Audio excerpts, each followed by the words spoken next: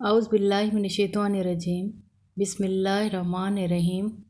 اللہم صلی علی سیدنا محمد وعلی آل سیدنا محمد صلاۃ تنجینا بہا من جمیع الاحوال والآفات وتقضی لنا بہا جمیع الحاجات وتطہرنا بہا من جمیع السیئات وترفعنا بہا عندک اعلی الدرجات وتبلغنا بہا اقصی الغایات من جمیع الخیرات فی الحیات وبعد الممات انک مجیب الدعوت ورافع الدرجات ویا قاضی الحاجات ویا کافی المہمات ویا دافع البلیات ویا حل المشکلات اغثنی اغثنی اغثنی یا الہی انک علی کل شیء قدیر۔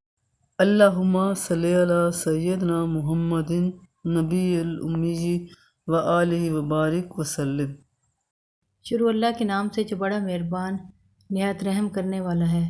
اے اللہ ہمارے سردار حضرت محمد مصطفیٰ صلی اللہ علیہ وآلہ وسلم اور ان کی آل پر ایسی رحمت و برکت نازل فرما جس سے ہمیں تمام ڈر، خوف اور آفت سے نجات ہو جائے، اور جن کی برکت سے ہماری تمام حاجتیں روا ہو جائیں، اور جن کی بدولت ہم تمام گناہوں سے پاک و صاف ہو جائیں، اور جن کے وسیلے سے ہم تیری بارگاہ میں اعلیٰ درجوں پر ممکن ہوں، اور جس کے ذریعے ہم زندگانی کی تمام نیکیوں اور مرنے کے بعد کی تمام اچھائیوں سے بدر جائے غایت فائدہ حاصل کریں۔